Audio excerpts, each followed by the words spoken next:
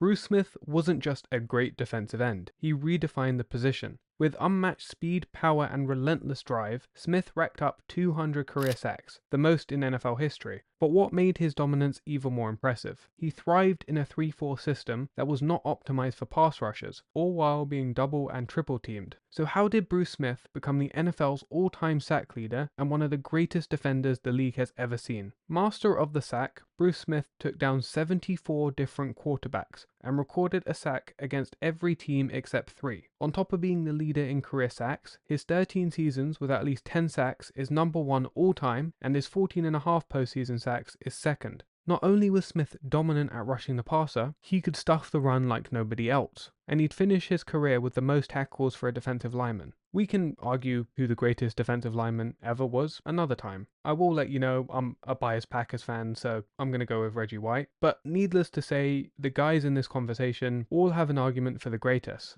By the way, if you're new here, welcome. This is NFL Unveiled, and if you like old school football, you're in the right place, because that's all we talk about. Now let's dive into the story of one of the most dominant defenders in NFL history. At high school, Smith shined not only on the football field, but also on the basketball court, baseball field, and even some wrestling. Smith earned an All-American title for football while playing basketball and winning the state title. However, his growth spurt got him to 6'3", and that essentially ended his dreams of dunking in the big league. Of course, you can still play basketball at that size, but football became his focus. He'd commit to Virginia Tech in 1981, and while continued to be a dominant force on the field, and he earned the very fitting nickname, the Sack Man. He recorded 8 sacks as a sophomore, but he really got into the rhythm by his junior year, finishing with an NCAA high 22 sacks. Over his entire college career, he got 46 sacks, and also finished with 71 sacks behind the line of scrimmage for a loss of 504 yards. The 2-time All-American led Virginia Tech to the Independence Bowl in his senior year and won the Outland Trophy, which is given to the best defensive lineman of the year.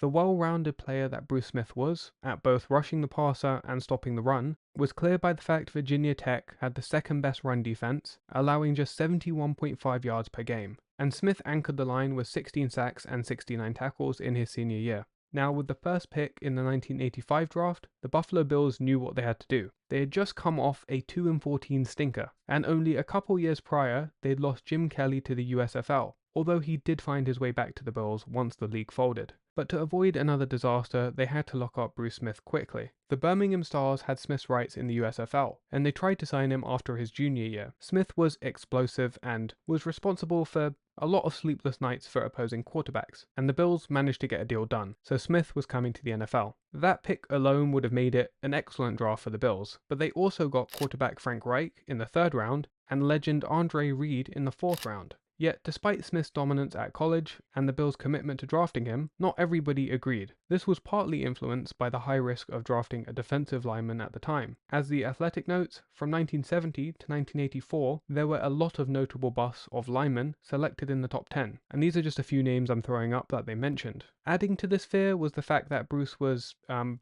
the heavier side in college, 300 pounds approximately. It was obvious he had an absurd amount of talent, but his conditioning was bad. But what really helped him throughout his career, aside from his physical abilities, was his dedication, and that could not be more apparent in how he responded to his weight. He arrived to the Bills training camp in his 2nd season and got on the scale, 310 pounds. This hit him immediately. He knew changes were needed. I went on this crusade to lose the weight, to become the student of the game, and to learn from every football nutritionist and conditioning mind. With the help of newly hired strength and conditioning coach Rusty Jones, Smith started to drop a substantial amount of weight, and by 1987, 2 years after being drafted, he was about 263 pounds. And for the rest of his career, he was pretty much able to maintain that, and he often got into single-digit body fat percentage. Bear in mind, nutrition and conditioning was not as advanced as it is today, and Smith was really ahead of the curve on this one. He proved to be a worthy pick almost immediately, despite these concerns, as he was named AFC Defensive Rookie of the Year, finishing with 6.5 sacks. Although the Bills' first couple seasons were rough, they went 2-14 in 1985, 4-12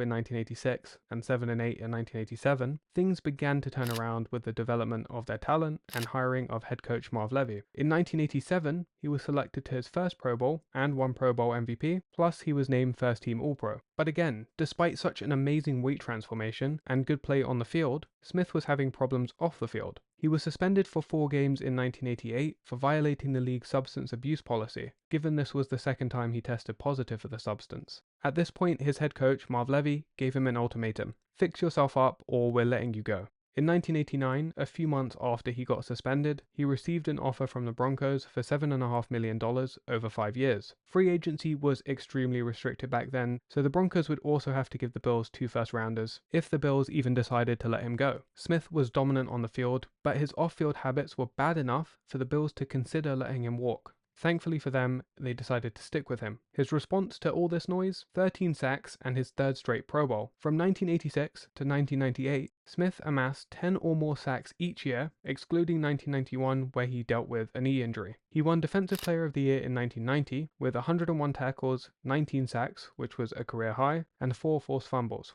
That would arguably be his best year, and 1990 would also be the Bills' first Super Bowl appearance. Now we know how this story ends. 4 straight Super Bowls, 4 straight losses. I will spare Bills fans the details. But in this first Super Bowl, Smith did record a safety, the 5th player to ever do so in a Super Bowl. He also made a huge tackle for loss on 4th down. It was almost enough, but... There's the kick. It is up. It is no good. No one missed. Oh, sorry.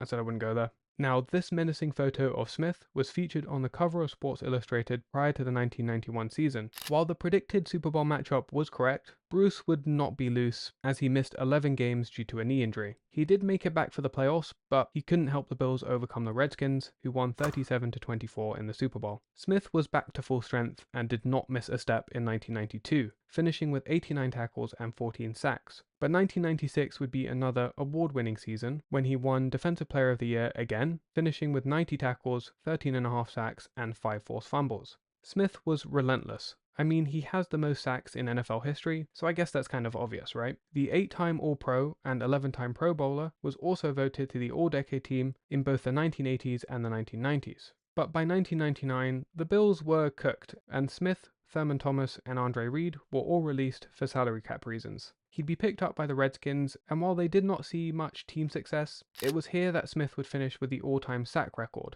adding another 29 over 4 seasons. And what makes Smith's tenure even more impressive is the lack of talent beside him. Now, the Bills had excellent linebackers, but they didn't have any Pro Bowl linemen beside him. Even with the focus solely on Smith, frequently doubled, if not triple teamed, he could not be stopped. And that obviously helps his teammates, none more apparent than Bryce Paup in 1995, who finished with 17.5 sacks. In former Bills defensive back Mark Kelso's words, "There's no question he won it because of Bruce Smith. He had a tremendous year, but it was because Bruce was getting double and triple teamed." Bruce Smith would finish with 200 career sacks, 1,224 tackles, 43 forced fumbles, and a defensive touchdown. In 2009, Smith was inducted into the Hall of Fame, cementing an all-time great NFL career.